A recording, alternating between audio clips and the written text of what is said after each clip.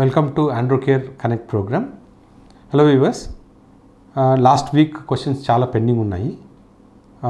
Videos అంటే ఈ Androcare connect ప్రోగ్రాంలో వస్తున్నాయి, కానీ క్వశ్చన్స్ చాలా ఎక్కువ ఉన్నాయి. అందుకని ఎన్ని వీడియోస్ చేసినా కూడా క్వశ్చన్స్ అయిపోవట్లేదు.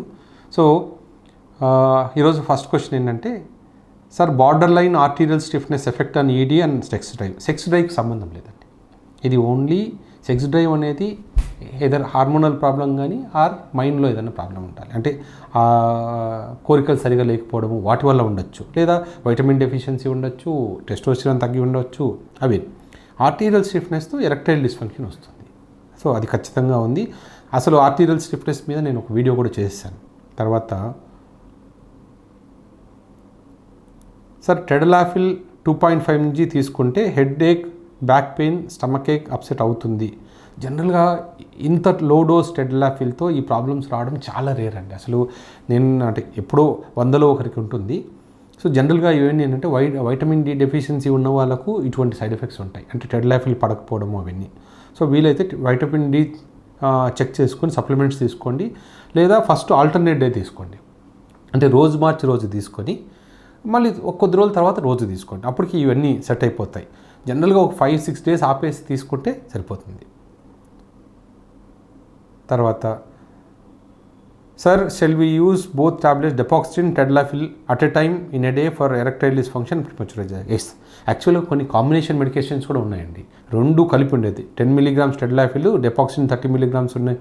కాంబినేషన్ మెడికేషన్స్ కూడా మార్కెట్లో రెడీగా ఉన్నాయి, అంటే ఒకటే టాబ్లెట్లో వచ్చేవి కూడా. గిరిధర్ అనుకుంటాను. ఈ టాబ్లెట్స్ డైలీ తీసుకోవాలా, లేదా సెక్స్ చేసినప్పుడు మాత్రమే తీసుకోవాలా? సో అంగస్తమన క్యూర్ కావాలంటే, అంటే డైలీ టెడలాఫిల్ అయితే లో డోస్ అయితే రోజు తీసుకోవడం మంచిది, అంటే ఒక 2-3 months పాటు రోజు తీసుకుంటే మంచిది.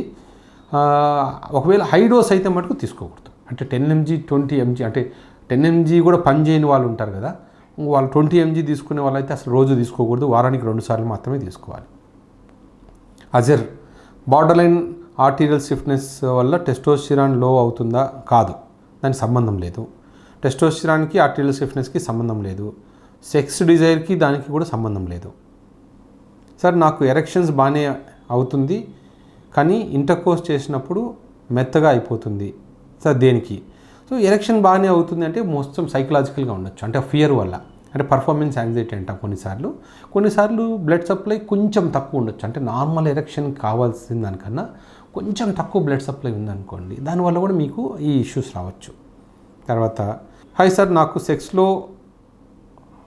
పాల్గొనకపోతే పెయిన్ వస్తుంది. సో ఖచ్చితంగా అది పెయిన్ వస్తుంది అంటే ఏదైనా ప్రాస్టైటిస్ కానీ, పెనిస్లో పెయిన్ వస్తుంది అంటే ప్రాస్టైటిస్ కానీ సెమినల్ వెస్కలైటిస్ కానీ ఉండాలండి. తర్వాత 0% స్పెర్మ్ కౌంట్ ఉంటే ఏం చేయాలి? ఉంది అంటే అది దాన్ని అజూస్పెర్మియా అంటాము. అజూస్పెర్మియాలో 2 టైప్స్ ఉంటాయి. అజూస్పెర్మియాలో అబ్స్ట్రక్టివ్ అజూస్పెర్మియా అని, నాన్ అబ్స్ట్రక్టివ్ అంటాం. అంటే నాన్ అబ్స్ట్రక్టివ్ అంటే ప్రొడక్షన్ తగ్గిపోవడం, అది పుట్టుకతోనే తక్కువ ఉండొచ్చు, లేదా ఏదైనా హార్మోనల్ రీజన్స్ వల్ల ప్రొడక్షన్ తగ్గిపోయి ఉండొచ్చు. అది మనం కనుక్కోవాలి. జనరల్గా ఏంటంటే టీసా అని చేస్తాము, అంటే ఫస్ట్ హార్మోన్స్ చేస్తే మనకు అర్థమైపోతుంది. దానికి టీసా చేయాలా వద్దా కూడా చెప్తాం. సో ఇంకొక user, semen analysis and semen culture టెస్ట్లు 2 వేరా సార్? అవును, 2 వేరు. సీమెన్ అనాలిసిస్లో అసలు స్పెర్మ్ కౌంట్ ఎంత ఉంది, దాంట్లో క్వాలిటీ ఎలా ఉంది, మొటిలిటీ ఎలా ఉంది, మార్ఫాలజీ ఎలా ఉందని చూస్తాము. కల్చర్లో ఓన్లీ ఏమైనా ఇన్ఫెక్షన్స్ ఉన్నాయా లేదా అనేది చూస్తాం.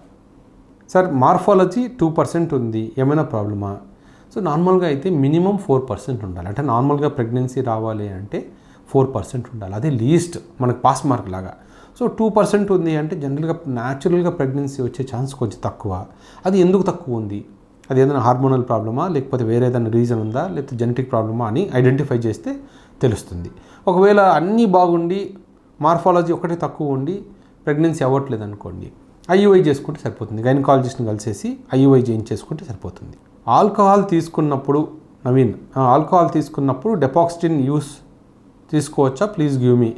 తీసుకోవచ్చండి, జనరల్గా ఏం కాదు. కానీ జనరల్గా ఆల్కహాల్ తీసుకున్నప్పుడు ఈ మెడికేషన్స్ వల్ల అసిడిటీ కానీ ఇట్లాంటివి ఏదో ఉంటాయి, అంటే వచ్చే ప్రాబ్లమ్స్ ఉంటాయి, కాబట్టి వెంటనే తీసుకోకూడదు. కావాలంటే టాబ్లెట్ ముందు తీసుకొని ఒక 2-3 hours ముందు, తర్వాత ఆల్కహాల్ తీసుకోవచ్చు.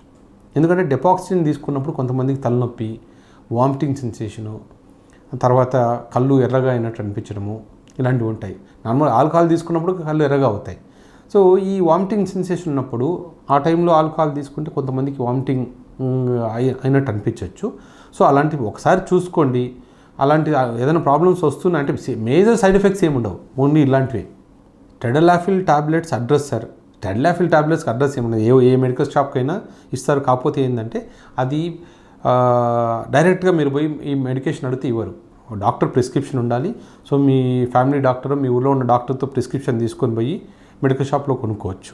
తర్వాత Anjan Kumar, sir I have prostatitis symptoms but semen culture is negative, how to find out viral fungal infections in prostatitis which medications. ఇది కష్టం అండి. యాక్చువల్గా ఏమవుతుందంటే వైరల్ ఇన్ఫెక్షన్స్ కొన్ని వందలు ఉన్నాయి అండ్ వైరల్ టెస్ట్ చేయడం చాలా ఎక్స్పెన్సివ్. ఇప్పుడు వైరల్ టెస్ట్ అంటే ప్రతిదానికి మనము పీసీఆర్ లాంటిదే చేయాలి. పీసీఆర్ టెస్ట్ అనేది ఎక్స్పెన్సివ్. ఇప్పుడు మీకు మనం కోవిడ్ వచ్చినప్పుడు మనకు తెలుసు కదా, ఒక్కొక్క టెస్ట్ మనకు అప్పుడు 2,000 3,000 ఉండేది. ఇప్పుడు కూడా అట్లా ఒక్కొక్క వైరస్కి ఒక్కొక్క పీసీఆర్ టెస్ట్ చేయాలంటే 2,000 3,000 ఖర్చు అవుతుంది.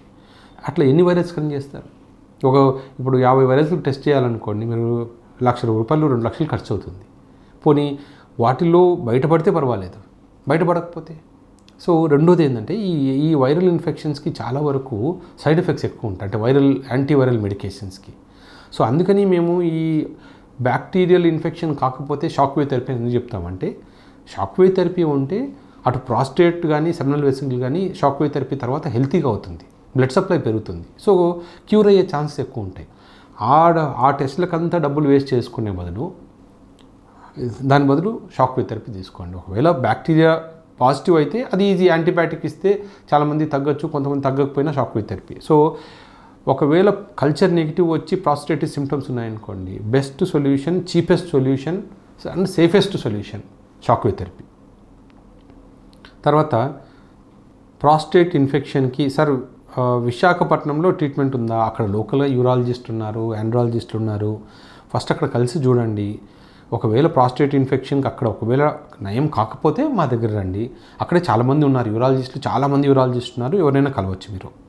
ఆన్లైన్ కన్సల్టేషన్ మిలేగా, ఓకే. ఇది ఒక 15 డేస్లో మా యాప్ రెడీ అయిపోతుందండి, ఆల్మోస్ట్ రెడీ అయింది. అది ఆండ్రో కేర్ అనే యాప్ ఉంటుంది. మీరు అటు ఐఫోన్లో కానీ ఆండ్రాయిడ్ ఫోన్స్లో కానీ దాంట్లో వస్తుంది. ఆ యాప్ డౌన్లోడ్ చేసుకుంటే దాంట్లో నుంచి ఆన్లైన్ కన్సల్టేషన్ కూడా బుక్ చేసుకోవచ్చు. ఆల్మోస్ట్ ఫైనల్ టెస్టింగ్ అవుతుంది, ఒక 15 డేస్లో ట్రయల్ రన్ స్టార్ట్ చేసేస్తాం. పెనిస్ గట్ సైజ్ ఇంక్రీజ్ చేసుకోవాలనుకుంటే డెర్మల్ ఫ్యాట్ గ్రాఫ్టింగ్ సర్జరీ మీరు చేస్తారా? ఇది యాక్చువల్గా చేసేవాళ్ళమండి. ఏమవుతుందంటే దీంట్లో మెయిన్ ప్రాబ్లము ఈ ఫ్యాట్ గ్రాఫ్టింగ్లో ఎప్పుడు ఫ్యాట్ ఒక చోట ఉండదు, మనం ఇంజెక్ట్ చేసిన చోట ఉండదు, ఆ ప్లేన్లో అట్లా మూవ్ అయిపోతూనే ఉంటుంది. కొంతమందికి ఏమవుతుందంటే పెనిస్లో మనం ఇక్కడ టిప్లో కింద ఇంజెక్ట్ చేసినా కొద్ది రోజులకి మైగ్రేట్ అయిపోయి ఆ మొత్తం స్కిన్లో స్వెల్లింగ్ లాగా ఇట్లా బాల్ లాగా తయారవుతుంది. సో అందుకని ఎక్కువ ఎందుకు చేయట్లేదు ఇదంటే, దీనికి ఆ ఫ్యాట్ అనేది ఇంజెక్ట్ చేసిన చోట కొంచెం అంతా ముద్దలుగా కనిపిస్తుంది. నార్మల్గా పెనిస్ కనిపించినట్టు కనిపించదు. సో మనకు చర్మంలో కొంతమందికి ఫ్యాట్ గడ్డలు ఉంటాయి, ఒక చోట ఎక్కువ ఒక చోట నార్మల్, అట్లా అది అయిన తర్వాత కూడా పెనిస్ అనేది నార్మల్గా కనిపించదు, అంతా హెచ్చుతగ్గులుగా కనిపిస్తుంది. సో చూడ్డానికి కొంచెం వింతగా అనిపిస్తుంది. రెండోది, ఈ ఫ్యాట్ మనం ఏదైతే గ్రాఫ్టింగ్ చేస్తామో అది ఎక్కువ రోజులు ఉండదు, అది కొద్ది రోజులకి కరిగిపోయి మళ్ళీ బాడీలో కలిసిపోతుంటుంది. సో ఇది పర్మనెంట్ ట్రీట్మెంట్ కాదు. ఏదో పెళ్ళికి ముందు గ్రాఫ్టింగ్ చేయండి కొంచెం కావాలి అనుకుంటే చేసుకోవచ్చు, బట్ అది పర్మనెంట్ ట్రీట్మెంట్ అయితే కాదు.